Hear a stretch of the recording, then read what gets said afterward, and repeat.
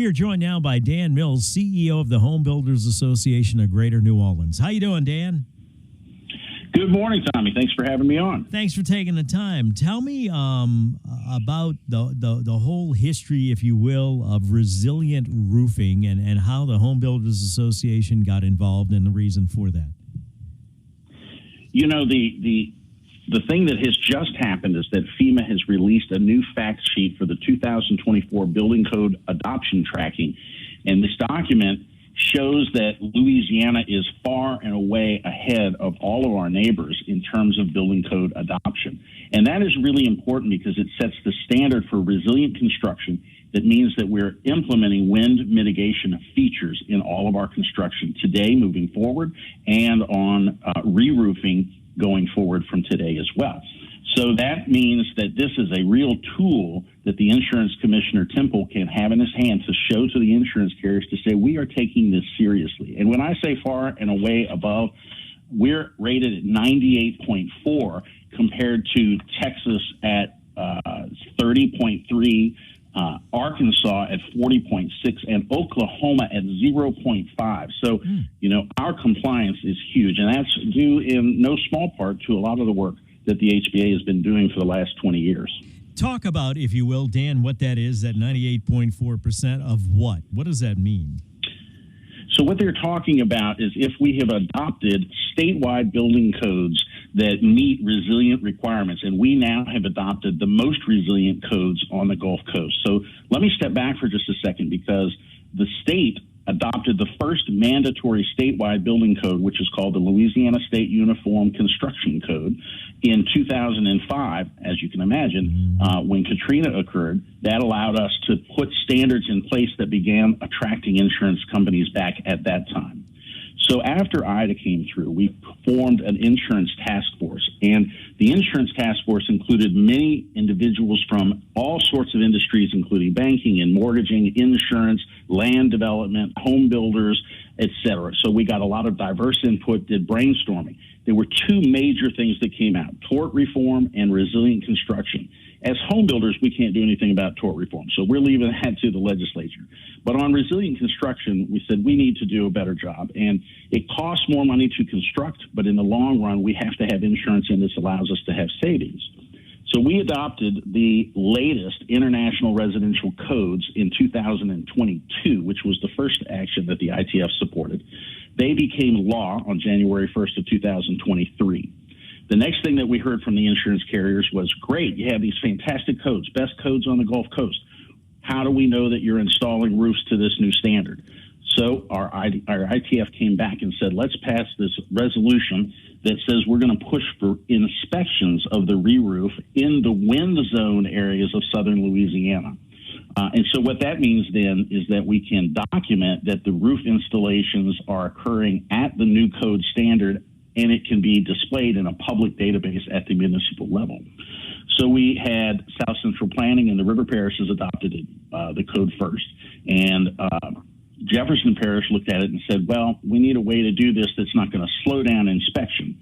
So we want to do it with geotagged photos. So the HBA went to the legislature, partnered with some legislators, and passed a rule that allows us to do geolocated photos to document the installation and code compliance.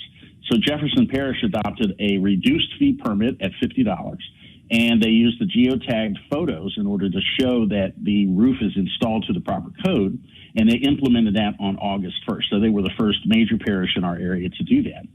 So what that means now is they've done almost 500 roofing permits, and they're being documented by geotagged photos at the home's location matched to a permit. And in the years that come, they'll have 1,000, 5,000, 10,000 documented inspections. And as insurance carriers evaluate our housing stock, they'll be able to see how many roofs were replaced at what code standard, and they'll be able to look in a public database and know how many were done, and they'll have photos to show that there was actually compliance. This is the long-term way to attract those carriers back into our area. Document. Let me take a break. We'll pick it up here. We come back, Dan. I want to talk about what those standards are. We'll talk about the FEMA fact sheet and also about geotagging, what that means, what that looks like. We're talking to Dan Mills, CEO of the Home Builders Association of Greater New Orleans, about this new report out by FEMA that shows that Louisiana is one of the has the most resilient code on the Gulf Coast and most resilient roofs, I guess, and they're following the code more so than any other state on the Gulf Coast or some along those lines. 6:51, 9 till 7, traffic now, WWL. CEO of the Home Builders Association of Greater New Orleans. Dan, you were talking about the FEMA report. Go ahead. Yeah, so thanks for letting me get that out. I know it was a lot of information quickly. Yeah, tell me. The FEMA report. Go ahead. It's a key report that FEMA puts out comparing the states and what kind of building codes they have in place moving forward, which is important to recognize that this is the building standard going forward, right? So it takes time to build up the resiliency of the housing stock in our community. But it means that the future looks good for Louisiana in the eyes of the insurance carriers. Is there a new code if somebody's building a new home? Is it different than it was in 2005 or even 2010? How has the code changed? Is it just about roofs or are there other things involved? The code has changed tremendously, not only on the structural aspects, but on energy conservation and many other aspects. So the homes that we're building today are stronger, more resilient, and more energy efficient than ever before. And how does that? What makes them more structurally sound against storms, et cetera? So that's a great question, and there are a lot of things that contribute to that. It has to do with, first of all, the standardization so that inspections can be uniform across the state. It talks about the basic design to withstand wind speed, what kind of structures are needed with your roof line. So, a hip roof is very easy. It's very resistant to wind, but gables that have that opening A on the front of the house, right? Those need to be braced, and so we have codes in there that deal with that. There are codes that deal with strapping down at the foundation, strapping down at the top of the walls, the different kind of decking that you use for a roof, the different kind of decking that you use for your walls. The envelope penetration of the building, including the windows and doors, how they're braced and how they're installed. So there are many different aspects that contribute to the overall resilience of the structure. Somebody texted in, and I think it's a good question because I remember having a conversation with somebody a long time ago about securing a garage door. So many houses have attached garages, and something about if the garage door comes off, then the roof can come off. Talk me through all of that, Dan, if you will.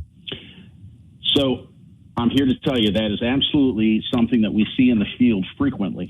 So whenever we're talking about roof loss, 95% probably of roof loss occurs because the envelope of the home is penetrated. So either a front door blows off or a window blows in. And that means the wind can come inside and just, boom, blows that roof off the top, right? So we spend a lot of time in code strapping that down and making sure that that doesn't happen. Windows and roofs are typically built much sturdier, they're installed much better, but we do see weaknesses in garage doors. And recently we've put some standards out there to install better garage doors, and they can be braced as well. So that your manufacturers do have some instructions on how you can brace those doors to make them more resilient in wind zones. So if you're boarding up your house for a storm and you're not leaving the garage door or not bracing, doing anything extra, you're begging for the roof to come off, accurate? Yeah, at a minimum, you need to lock that door down. Like, don't just leave the garage door opener holding it closed. Make sure that you're putting the latches in place, and then you can put braces across those panels, because if something impacts the front of that, it can cave in very easily. Dan, you got to come back when we get close to the hurricane season. Thanks.